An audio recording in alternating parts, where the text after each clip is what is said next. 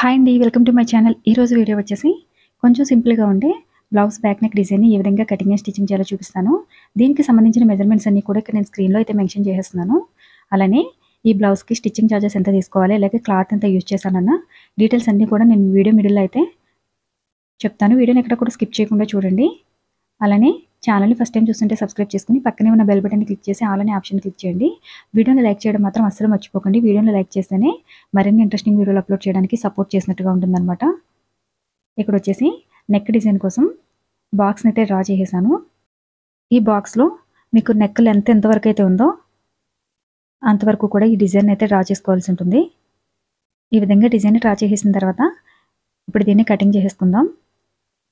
Design అయితే కొంచెం సింపుల్‌గానే స్టిచ్చింగ్ చేసేయొచ్చు. కాకపోతే ఫ్లవర్స్ అనేది కొంచెం మనకి టైం పడుతుంది. క్లాత్ కూడా ఎక్కువ అవసరం లేదు. మనకి 1.5 మీటర్ క్లాత్ తీసుకుంటే మొత్తం ఫ్లవర్స్‌కి అలాగే బ్యాక్ నెక్ అలానే ఫ్రంట్ నెక్ కూడా టోటల్‌గా బ్లౌజ్ మొత్తం కూడా స్టిచ్చింగ్ చేసేయొచ్చనమాట. నార్మల్‌గా మనకి బ్లౌజ్ పీస్ 1 మీటర్ వస్తుంది కదా! ఎక్స్‌ట్రాగా ఒక పావు మీటర్ అయితే సారీలో నుంచి కటింగ్ చేసుకుంటే సరిపోతుంది. ఈ సారీస్ వచ్చేసి లేటెస్ట్‌గా ట్రెండింగ్‌లో ఉన్న జిమ్మీ చూ సారీస్ అనమాట. ఈ సారీలో మనకి 6½ మీటర్ అయితే వస్తుంది సారీ మొత్తం. దానిలో 1 మీటర్ వచ్చేసి మనకి బ్లౌజ్ పీస్ కోసము, అలానే 1.5 మీటర్ వచ్చేసి సారీ కోసం వస్తుంది. ఒక పావించి ఎక్స్‌ట్రాగా కటింగ్ చేసుకున్నారంటే సరిపోతుందనమాట. అలానే ఒక్కొక్క ఫ్లవర్‌కి కూడా చాలా తక్కువ క్లాత్ అయితే యూజ్ అవుతుంది. అందు గురించి అని చెప్పేసి మనకి 1.5 మీటర్‌లోనే హెవీ మోడల్ బ్లౌజ్ డిజైన్ అయితే ఈజీగా స్టిచ్చింగ్ చేసుకోవచ్చు. బ్లౌజ్ స్టిచ్చింగ్ చేసేటప్పుడు సైడ్స్ పీసెస్ ఉంటాయి కదా! చిన్న చిన్న పీసెస్. ఆ పీసెస్‌తో కూడా ఈ ఫ్లవర్స్‌ని అయితే ఈజీగా స్టిచ్చింగ్ చేసేసుకోవచ్చు. ఇక్కడొచ్చేసి మనకి క్లాత్ అనేది చాలా థిక్‌నెస్ అనేది చాలా తక్కువగా ఉంది కదా! అందు గురించి అని చెప్పేసి నేను క్యాన్వాస్ పేపర్‌ని అయితే యూజ్ చేస్తున్నాను. ఒకవేళ మీ దగ్గర క్యాన్వాస్ పేపర్ అవైలబుల్‌గా లేకపోతే గనక మీరు డైరెక్ట్‌గా లైనింగ్ క్లాత్‌కైనా స్టిచ్చింగ్ చేసేసుకోవచ్చు. ఈ క్యాన్వాస్ పేపర్ కూడా టైలరింగ్ మెటీరియల్ అమ్మే షాప్‌లో అయితే మీకు ఈజీగానే దొరుకుతుంది. ఇదొచ్చేసి మీటర్ 40 రూపీస్ అట్లా ఉంటుంది. ఇలా క్యాన్వాస్ పేపర్‌ని ఎక్స్ట్రా ఉన్న క్యాన్వాస్ పేపర్‌ని కటింగ్ చేసేసుకొని ఇప్పుడు మెయిన్ ఫ్యాబ్రిక్‌ని అయితే స్టిచ్చింగ్ చేసేసుకోవాల్సి ఉంటుంది.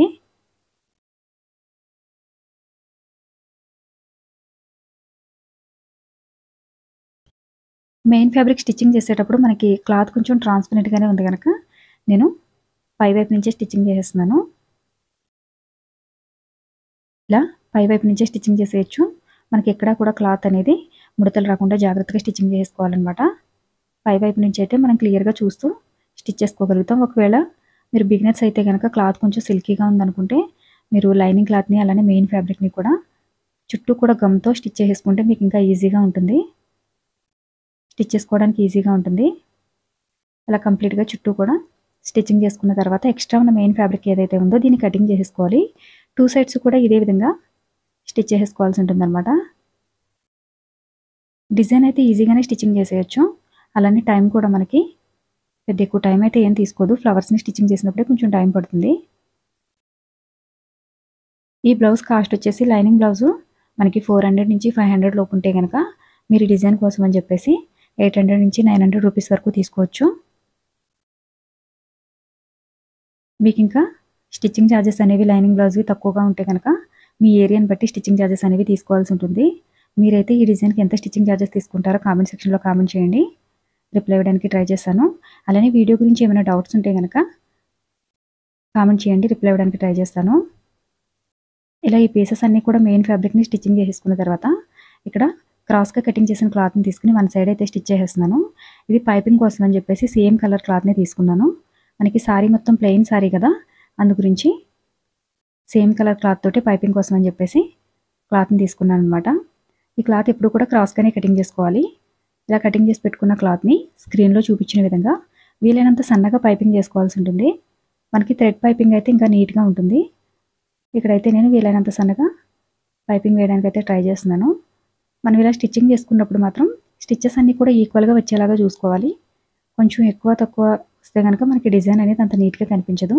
నీట్ ఫినిషింగ్ రావాలంటే గనక కంపల్సరీగా స్టిచ్చింగ్ అనేది మనకి ఈక్వల్‌గా ఉండేలాగా చూసుకోవాలి. అలానే ఇది క్రాస్ పీస్ కదా! మనం స్టిచ్చింగ్ చేసేటప్పుడు క్లాత్ అనేది క్రాస్ పోకుండా ఉండడం కోసం అని చెప్పేసి ఈ విధంగా చిన్నగా కటింగ్ చేసుకున్నాననమాట. బ్లౌజ్ మొత్తం కంప్లీట్ అయిన తర్వాత ఈ కటింగ్స్ అన్నీ కూడా హెమ్మింగ్‌లో కవర్ చేసుకొని స్టిచ్ చేసుకోవాల్సి ఉంటుంది. ఇలా మొత్తం స్టిచెస్ పెట్టుకున్న 3 పార్ట్స్‌కి కూడా పైపింగ్ చేసుకోవాల్సి ఉంటుంది.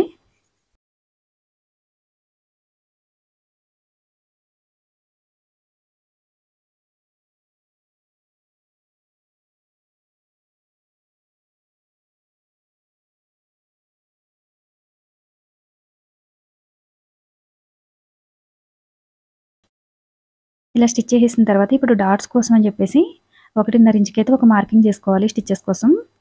అలానే డాట్స్ అయితే స్క్రీన్లో చూపించిన విధంగా క్లాత్ అనేది మనకి అటు ఇటు జరిగిపోకుండా జాగ్రత్తగా స్టిచ్ చేసుకోవాలి. ఇలా 2 సైడ్స్ కూడా స్టిచ్ చేసుకున్న తర్వాత ఇక్కడ నడుం దగ్గర వచ్చేసి ఒక 1/2 ఇంచు పైకి మార్కింగ్ చేసుకుని మనకి బ్లౌజ్ ఫిట్టింగ్ అనేది నీట్గా రావడం కోసం ఈ విధంగా క్రాస్గా అయితే తీసుకోవాల్సి ఉంటుంది. ఇప్పుడు దీన్ని కటింగ్ చేసేసుకుంటే మనకి బ్లౌజ్ ఫిట్టింగ్ అనేది స్టిచ్చింగ్ చేసినప్పుడు చాలా నీట్గా వస్తుందన్నమాట. అలానే మిడిల్లో ఏదైతే డిజైన్ పార్ట్ ఉందో దీనికి కూడా పైపింగ్ చేసేస్తున్నాను. ఎవరైనా మన ఛానల్ ఫస్ట్ టైం చూస్తే సబ్స్క్రైబ్ చేసుకోండి. అలానే పక్కనే ఉన్న బెల్ బటన్ని క్లిక్ చేసి ఆల్ అనే ఆప్షన్ క్లిక్ చేయండి. ఆల్ ఆప్షన్ క్లిక్ చేసిన వారికి మాత్రమే నోటిఫికేషన్ వస్తుంది. ఎవరికైనా నోటిఫికేషన్ రాకపోతే కనుక ఒకసారి ఛానల్ అన్సబ్స్క్రైబ్ చేసుకుని తిరిగి సబ్స్క్రైబ్ చేసుకుని పక్కనే ఉన్న బెల్ బటన్ని క్లిక్ చేసి ఆల్ ఆప్షన్ అయితే క్లిక్ చేయడం మర్చిపోకండి. వీడియోని లైక్ చేయడం వల్ల మరిన్ని ఇంట్రెస్టింగ్ వీడియోలు అప్లోడ్ చేయడానికి సపోర్ట్ చేసినట్టుగా ఉంటుంది. ఇక్కడ వచ్చేసి స్మాల్ సైజ్లో ఉన్న లేస్ అయితే తీసుకున్నాను. మీకు లేస్ ఇష్టం లేకపోతే కనుక లేస్ని స్కిప్ చేసేయండి. గోల్డ్ కలర్లో ఉన్న స్మాల్ సైజ్ లేస్ని అయితే తీసుకున్నాను. దీన్ని 3 కానీ లేదంటే 4 వరుసల్లో కానీ స్టిచ్చింగ్ చేసి మనకి మిడిల్లో ఉన్న డిజైన్ పార్ట్ అనేది కొంచెం హైలైట్గా కనిపిస్తుందని చెప్పేసి ఈ విధంగా లేస్ని అయితే స్టిచ్చింగ్ చేస్తున్నాను.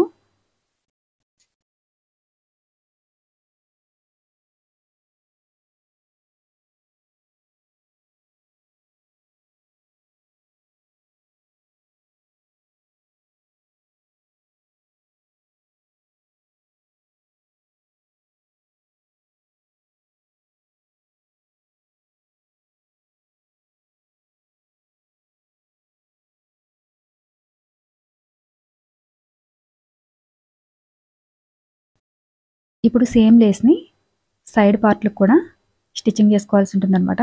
ఇక్కడ 2 వరుసల్లో అయితే లేస్ని స్టిచ్చింగ్ చేస్తున్నాను. మనకి 2 వరుసల్లో లేస్ని స్టిచ్చింగ్ చేసి దాని మిడిల్లో ఫ్లవర్స్ని స్టిచ్చింగ్ చేసి డిజైన్ అనేది చాలా బాగుంటుంది. ఇలా 2 సైడ్స్ కూడా లేస్ని స్టిచ్చింగ్ చేసుకోవాల్సి ఉంటుంది.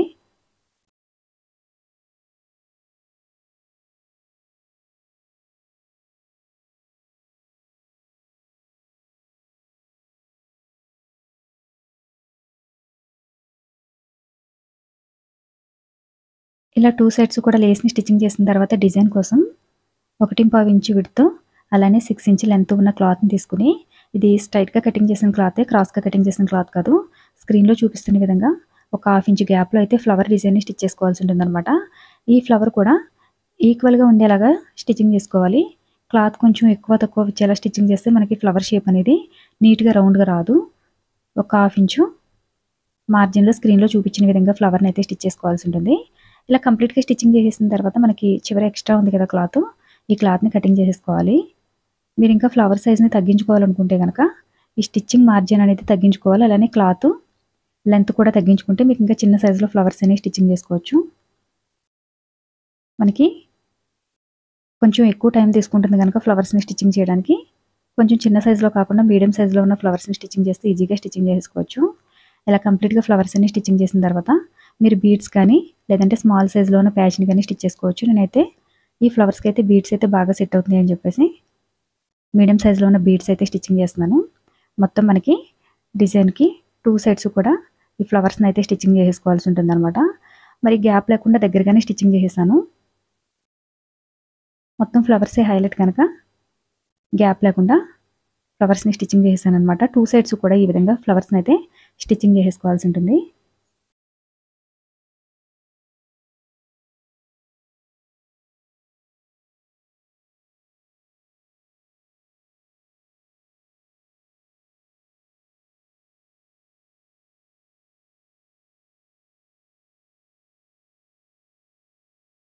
ఇలా కంప్లీట్గా ఫ్లవర్స్ని స్టిచ్చింగ్ చేసిన తర్వాత మనకి మిడిల్లో ఉంది కదా డిజైన్ పార్ట్, ఈ డిజైన్ పార్ట్ని కూడా ఫ్లవర్ మీద స్టిచ్చెస్ పోకుండా జాగ్రత్తగా స్టిచ్చింగ్ చేసుకోవాలి. 2 సైడ్స్ కూడా స్టిచ్ చేసిన తర్వాత మనకి నడుం దగ్గర పైపింగ్ కానీ లేదంటే నడుం పట్టిని కానీ వేసేసుకోవచ్చు. నేనైతే పైపింగ్నే చేసేస్తున్నాను.